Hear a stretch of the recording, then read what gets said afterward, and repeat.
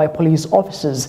The incident occurred while officers were pursuing a suspected criminal near her family's fishmonger stall in the John Saga area. Now, the arrest, which began late last night and continued through the day, saw residents take to the streets in anger, setting fire to 3 vehicles and causing damage to property. Cheryl Anyango was shot and died instantly at the scene, prompting outrage among locals who are demanding accountability and justice for her death. Walikuwa maliza exam. Mimi nikapigiwa simu na mwenzangu ananiambia ati Cheryl ameshutiwa. Ati amepigwa na bunduki. Nikajiuliza ameibia nani? Ati amepatikana tu palipake pa kazi. Hapo palipenyu pa kazi ndiye alishutiwa. Ila kama angekuwa kijana ashutiwe hivyo ningesema ni mwizi. Wewe sasa anaitwa Abdi na nani mwingine na Stano. Wote wavutwe kazi na kasi hivyo tunaharibu huku. Hapo ndio anapatanga fare yake na lunch yake ya kwenda shule. Sasa hiyo ndio mimi mtoto wangu ndio nataka justice yake. Alikuwa ananiambia mama, wacha nipe tu hizo miaka 4 nikimaliza wewe uende ushago mimi nibaki nikilea wetu wadogo. Mahali nilikuwa nauza wamechukua wheelchair ya mtoto wangu na nilikuwa na shonanga hizo mavitambaa. Sasa hata nashindwa nitaanza aje. Abdi anafaa kuwa ameshikwa. The alleged Abdi from Huruma Police Station. Na Huruma Police Station tunaijua hata sisi kama activists imekuanga a den of injustices. So we are telling Murkomen, we are telling the IG na wale wengine wote wana issue shoot to kill orders. This is unacceptable. Hiyo shoot to kill orders ndio inaenda inaua watu completely innocent. All right, quite an unfortunate story right there. We hope that justice will be served to the family and friends of the bereaved. Moving on to matters politics, the ODM faction led by Secretary General Edwin Sifuna has reaffirmed that it will not allow the party to form an alliance with UDA to back President William Ruto in the upcoming general elections. Speaking during public meetings in Busia County, party leaders emphasized their commitment to retaining control of ODM and ensuring that the party fields its own presidential candidate in 2027 elections. Sifuna and other senior leaders stressed that ODM must remain independent, rejecting any external pressure to compromise the party's political direction. Sisi sio watoto. Sisi sio washenzi. Sisi tutadili na nyinyi. Hata leo hii mkiamua mtufukuze, tuko tayari kurudi by election. Lakini penye baba aliwachia chama, lazima tuendeleze wapi? Hatutatishwa na mtu yoyote. Mheshimiwa Raila Odinga hakulea watu waoga. Na baba alikuwa anatuambia kila siku, Sifuna, chunga maslahi ya mwananchi kwa sababu hiyo ndio kazi yetu. Chama cha ODM haiwezi kuingia kwa UDA. Kamwe. Nyinyi mnataka kwenda ndoa na UDA? Tunasema tawe. UDA tawe. Nataka tuambie wazee wote 2027 achia uwanja, vijana wachukue ushukani. Vijana mko tayari? Maandamano mzuri mbaya. Nione kwa mkono wale wanasema tutaenda maandamano. Right, at the same time, President William Ruto has dismissed attempts to revive the Azimio la Umoja faction as a strategy to challenge him in the next year's general elections, describing such efforts as futile. Now, speaking at a political rally in Pipeline area of Nairobi, President William Ruto defended the alliance between the United Democratic Alliance, that is UDA, and ODM, calling it the only path towards the empowerment and liberation of Kenyans. Niwaulize watu wa Nairobi, wakati mnachagua viongozi, mnachagua kwa sababu amefanya kazi ama kwa sababu ya sura? Ni kazi ama sura? Ni kazi ama sura? Ni kazi ama kabila ya mtu? Ni kazi ama dini ya mtu? Si ni kazi? Si kila mtu atachaguliwa na kazi amefanya? Si mimi nitakuja hapa na kazi yangu ya affordable housing, ya markets, ya barabara, ya kusafisha city? Si nyinyi mtaamua ama ni aje? Ndio mimi nawauliza wale wengine tunashindana na wao, pia na wao wajipange ama namna gani? Wajipange. Hii siasa tunaelewa bana. Sasa nimesikia ati wanataka kuanzisha Azimio. Ile Azimio tulinyorosha asubuhi na mapema. Sasa niwaulize, Azimio bila ODM ni kuzimia? Azimio bila ODM si ni kuzimia? Ni kweli ama si kweli? Tutembee ama tuende pamoja bwana? Wangapi wanasema tutatembea pamoja? Harambee! Harambee! Kwa hivyo Nairobi mnasemaje? Ati Nairobi mnasemaje? Ati Nairobi mnasemaje? Hebu nione watu wa tutam Nairobi, nione watu wa tutam. Kuunganisha Kenya inaanza na hapa Nairobi. Nairobi ni mji wa muhimu sana. Nairobi ni mahali transformation ya Kenya itafanyika kwanza, ndio Kenya iweze kwenda mbele. We cannot transform Kenya unless we begin with the transformation of the city of Nairobi. Na ndio sababu hiyo nimesema nikiwa hapa Nairobi, Waswahili wanasema ahadi ni nini? Si ahadi ni deni. Niliwaeleza watu wa Nairobi ya kwamba hapa Nairobi tutajenga affordable housing. Leo katika city ya Nairobi tunajenga manyumba 1169 ya watu wa Nairobi City. Na mimi nataka niwaeleze wa Nairobi, ile slum siko hapa Nairobi. Ndani ya miaka 15 tutakuwa tumemalizana na slums. Kila mtu atakuwa anaishi katika nyumba iko na maji, iko na stima, iko na choo, iko na maji, iko na kila kitu. Now, the United Opposition team has accused the government of misleading young Kenyans into seeking jobs abroad, only for many to end up in Russia's military zones. Speaking during a church service in Nyandera County, opposition leaders condemned what they termed as the government's mishandling of overseas employment opportunities and called for immediate return of all Kenyans, the Kenyan youth currently in Russia. DCP party leader Rigathi Gachagua urged President William Ruto to order their recall, citing growing concerns over reports of young Kenyans losing their lives on the battlefields. Huyu Ruto alikuja akatudanganya wakiwa na yule Kavaloko, yule mtu ya pale Machakos, ati watapeleka watoto kupata kazi ng'ambo. Akadanganya watoto 200,000 akawapeleka Russia. Na nimekuja kujua ni kwa sababu gani Russia walitupatia fertilizer ya bure. Ruto ameuza watoto wetu 200,000. Wamepelekwa na hawajakuwa trained kama askari. Wamepelekwa kwa vita, wanauawa huko kama kuku. Wanakufa na baridi, wanapigwa risasi. Kila wiki tunazika watoto. Tunataka kuambia William Ruto, hawa watoto umepanga every week unachukua kupeleka Russia. Tunataka ukome. Na watoto wetu ulipeleka Russia 200,000 warejee nyumbani. Wacha wakuje hapa tukule tabu na hawa kuliko wauawe. Pembe nyingi sana za nchi, wazazi na jamii wanalia, wanasema watoto.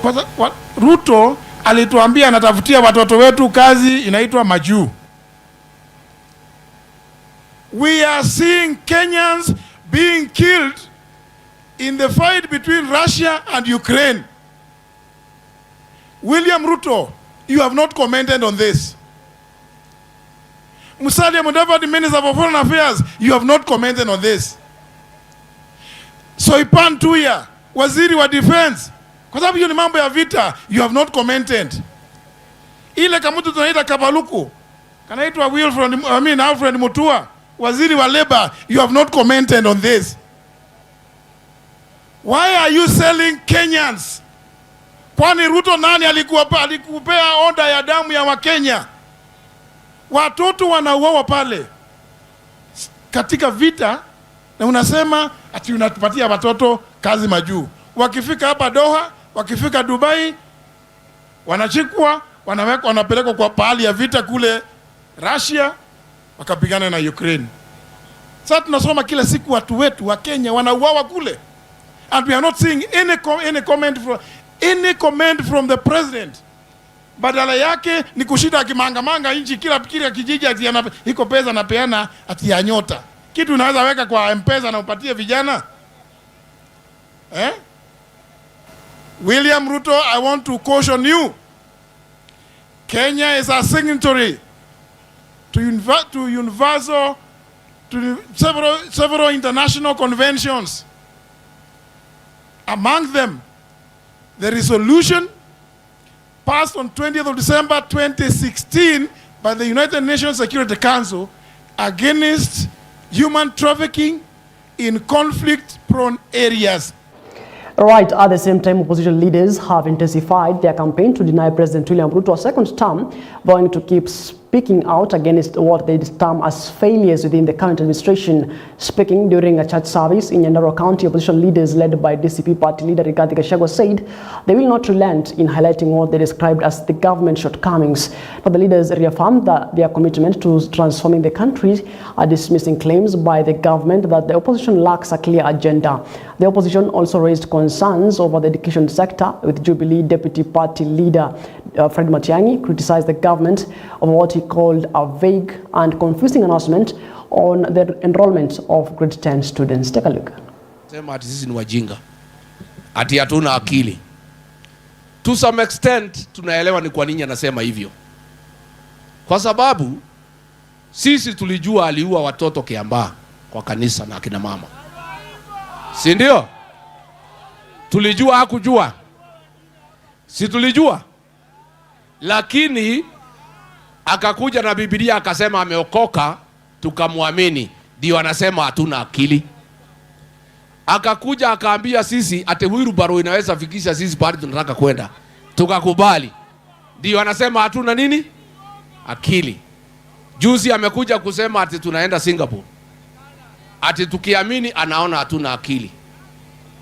William Ruto, tunataka tukuambie sisi tuko na akili, na utajua sisi tuko na akili tarehe 10 mwezi wa 8 mwaka ujao, kura ikihesabiwa, ndio utajua sisi tuko na akili.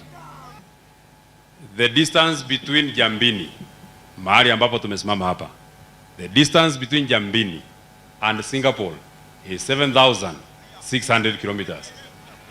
The distance between Jambini and Sugoi is 286 kilometers. Kabla Kasongo hajatufikisha Singapore, tutakuwa tumefikisha Sugoi, kwa sababu Sugoi ni karibu kuliko huko Singapore, na safari yake iko hapa karibu. Safari yake Mheshimiwa Matiang'i itaanza pale manaitwa State House, tuteremke Naivasha, tupande Nakuru, tuende Sarga, tupande Eldoret, tupige kona Sugoi. Tukishamwacha hapo Sugoi, Kenya itaenda sawa sawa. Kwanza haya mambo ya kuajiliwa kwa walimu, hawa viongozi wako hapo wa kisiasa wanaelewa. Sasa imekuwa mambo ya aibu, eti walimu wanaandikwa kutoka kwa ofisi ya rais. Ti ukiwa rafiki wa hiyo ofisi unaenda pale unapewa barua, unaenda kualika walimu. Sasa kama Wanjiku Muya, yeye hawezi kuenda kualika walimu, hawezi kuandika walimu, yeye anaonekana kama ni adui ama mkunji. Kwa sababu kama mtu mmoja ndiye anaandika walimu, mtu mmoja, mabarua zinapelekwa kwa ofisi moja ili waandike walimu namna hiyo.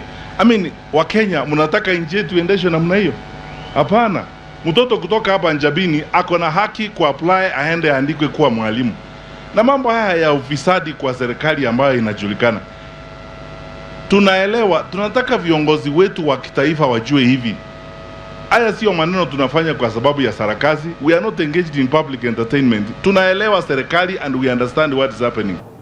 Right now, Deputy Inspector General of Police Eliud Lagat has issued a stern warning to political leaders against the growing use of criminal gangs to advance political agendas, describing the trend as dangerous and unacceptable.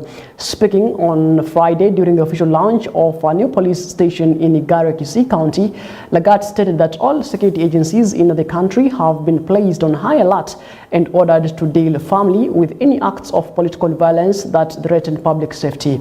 He emphasized that the National Police Service will not hesitate to take strong actions against individuals or groups investigating unrest, highlighting that peace and the rule of law must prevail as Kenya approaches to the 2027 general elections. Because they are not helping them. The young people need to engage themselves in positive economic activities, but not just because of 200 bob, 500 bob, or whatsoever money that you are given to advance those activities. And I want to call all people of goodwill, be it in political class, the religion class, or any other class in the society. Let's be mindful of this country. Let's put youth in order. Let's support the youth in positive. All right, moving on, matatu operators have suspended their nationwide strike for the next 2 weeks as investigations continue into the recent torching of several matatus, an incident that has caused widespread concern within the transport sector. Speaking in Nairobi, officials from the Matatu Association confirmed that while services will resume, they remain closely monitoring the inquiry into the attacks. They warned that if accountability is not established by the end of the 14-day period, they will advise on further action, including potential industrial action. We've suspended the strike for 14 days as we wait for some consultation with the government to see how we can work together to deal with those criminals, because not all borders are criminals. Base has been informed because of the seriousness we have seen from the side of the government that action will be taken and is being taken. We had meetings with the border, and even Tuesday we'll further that meeting with the border together with the National Police Service. I will have a meeting at the police pavilion so that we agree on how to solve problems when there is an accident involving a matatu and a border. I'm confirming here, there are other videos that we have, and police work is diversified nowadays. We have given it to the other technical team, analyzing it with the view of coming up with those perpetrators who, when it is done, they are going to face law.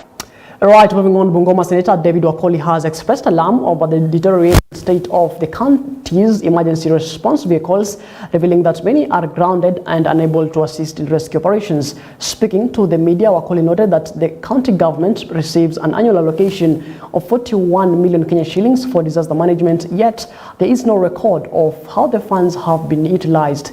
During an impromptu inspection of the vehicle depot, Wakoli discovered that several emergency vehicles have not been serviced for over a year, while others have been idle since 2016, leaving the county ill-prepared to respond to emergencies. Normally we do firefighting the way I am, and over the years, naturally, you know, when you are rescuing a dead person or somebody who has been injured and the blood and all that, you don't have to go to your house to take a bath. We are supposed to bathe here, change our clothes, and do everything here. It's an African for you to go with that blood in your house. It's totally an African. That's all I can say about it anyway. In here, do you have bathrooms? We have the bathrooms, but since the fire station is not functioning, we just try to do our best. Do they have water? There is water. There is water. Okay. Yes. Okay. Thank you. Kumekuwa na moto na mikasa mingi hapa Bungoma. Watu wanakufa. Watu wakifariki. Yes. Na katika makadirio ya bajeti ya kaunti ya Bungoma, katika ofisi inayohusika, pesa zilizokuwa zimetengwa ni pesa zaidi ya milioni 41. Na hizo pesa zinapaswa kutengeneza haya magari, kuhakikisha kwamba bidhaa za mavazi wanapopambana na kuokoa watu, bidhaa hizo zipatikane. Ningependa tu nifafanue ndio watu waelewe.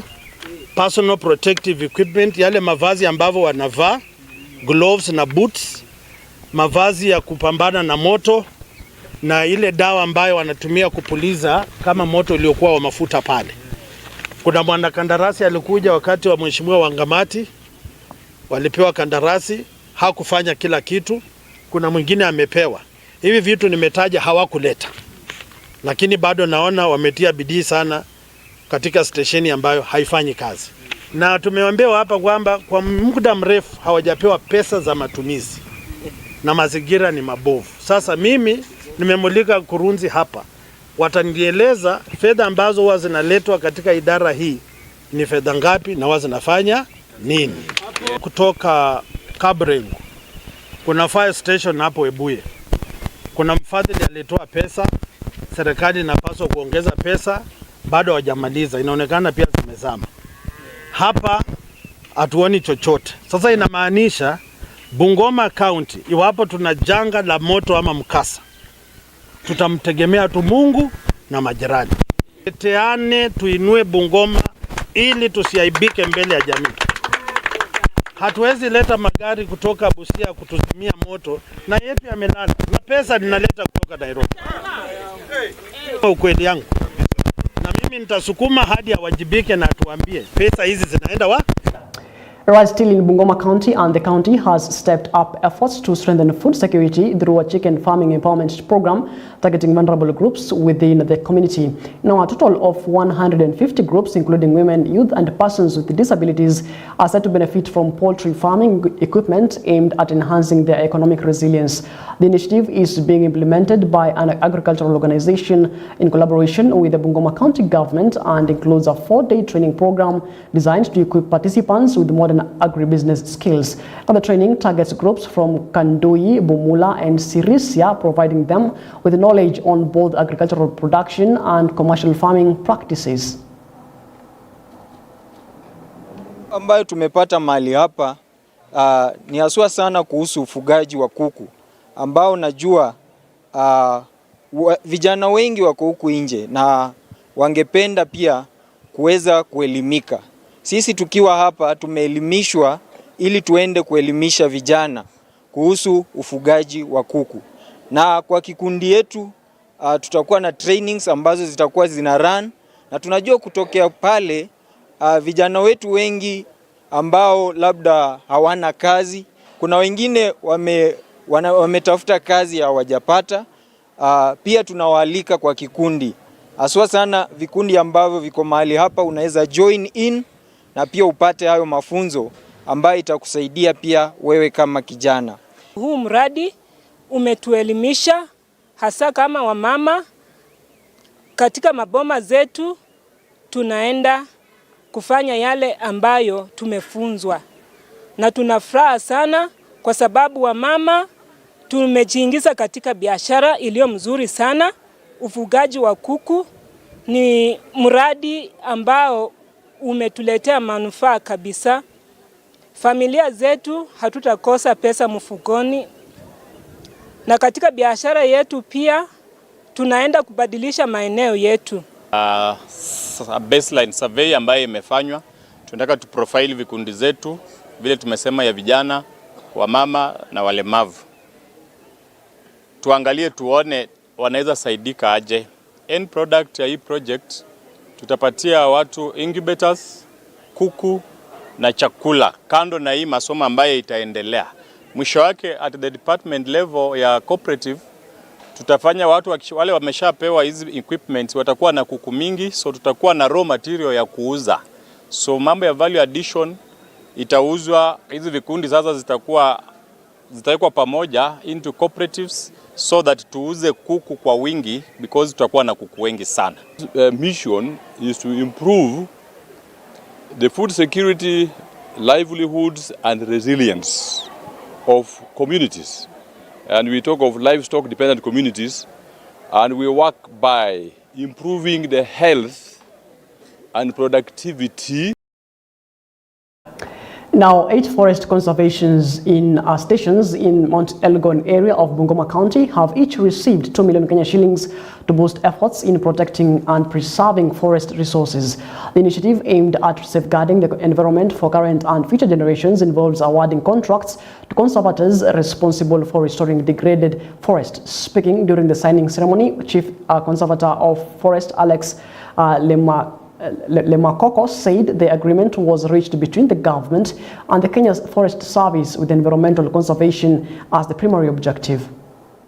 The main objective of this project is to address the livelihood issues, value chain issues, conservation, and as well as also ensuring that we restore our water towers, the Mount Elgon ecosystem and the landscape. It is going to focus on the gazetted forests, that is the protected area, and also the farmlands. We are also looking at the value chain of certain food crops and also those that empower communities economically, like the coffee, which is going to be our focus crop within this region. We are targeting 8 forestations and therefore 8 CFS. This project is going to basically reach out to communities that live within the forest. Adjacent to the forest. And it's going to benefit up to 60,000 individuals at the end of the project. 60,000 individuals at the end of the project. It's a 5-year project, and basically it is already being implemented jointly.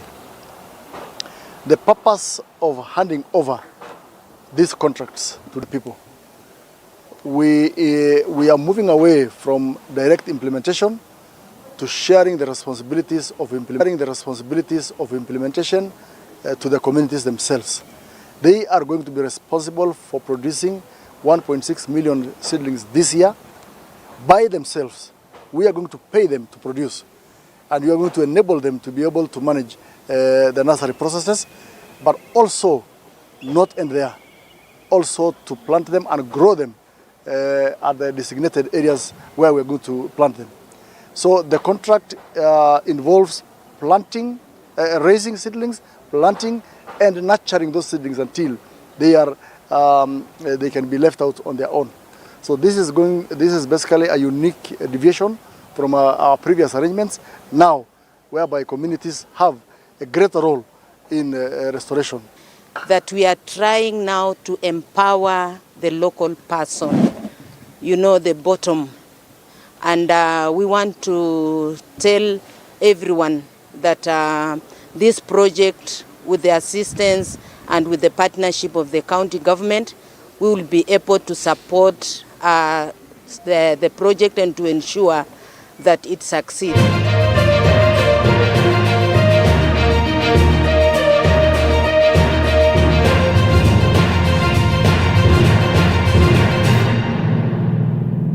Right now, let's get sporty. And KCB Rugby Football Club cruised into the Enterprise Cup semi-finals after the Russian Kenyatta University's Black Blood 62-7 in a one-sided quarter-final played at the KCB Sports Club in Roraka. Now, the Bankers dominated from the opening whistle, with Fidel Maina crossing for the first try before Levi Amunga converted to the KCB an early lead. Andy Cole, Amolo and Leonel Ageliti quickly followed the tries as KCB tore through the Blackbird defense to raise into a commanding 19-0 advantage. Skipper Bob Mutahi then added to the tally, followed by Austin Sikuswa, Eric Miheso and Emmanuel Opondo, as KCB piled on the pressure to go into halftime with a huge 45-7 lead, despite a brief response from Black Blood just before the break. Playing Black Blood, whether at home or at the place, it's always a tough opposition. Despite the team they feel, there is always that rivalry, the Thika Road Derby as they call it. It's always a tough game playing against them. So it's a game that you have to come all 10 toes down and make sure that you put your best foot forward to make sure that you win, because they always bring their best game, and we have to match up and get something else on top so that we can get the win. Considering the introduction of the regional side, the Uganda side, I think it's a good opportunity. It's a good thing. It's a good step for the regional competition, for the game to grow both within and the Uganda side. Considering we are just neighbors, and for the regional perspective, it's a good step.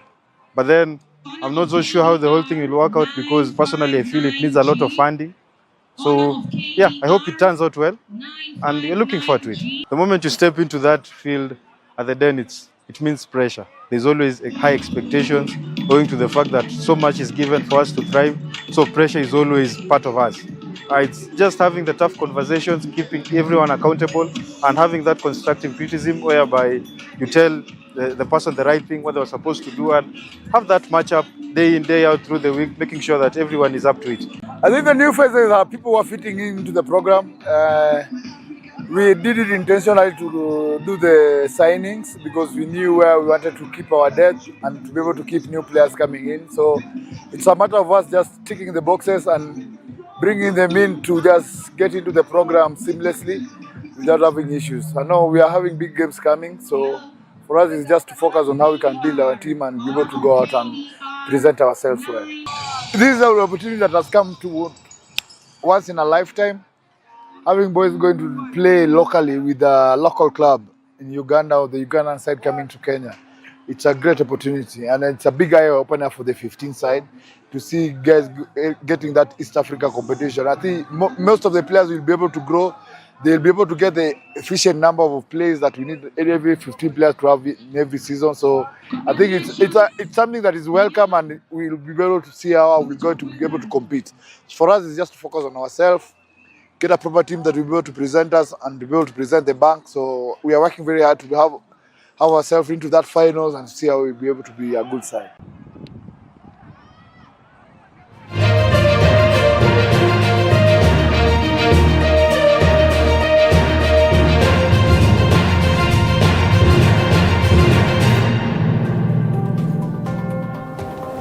All right, you're now up to speed with what's making headlines from across the 47 counties, and as well as what's making headlines in the world of sports. And of course, goes without saying that Manchester City actually has won against Liverpool 3-1. All right.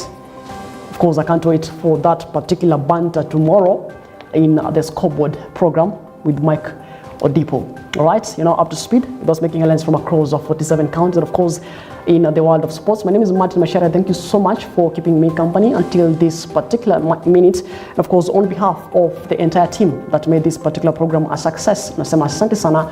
Do have yourself a lovely night. Enjoy the rest of your viewing. And as always, let's do this again when God says we do.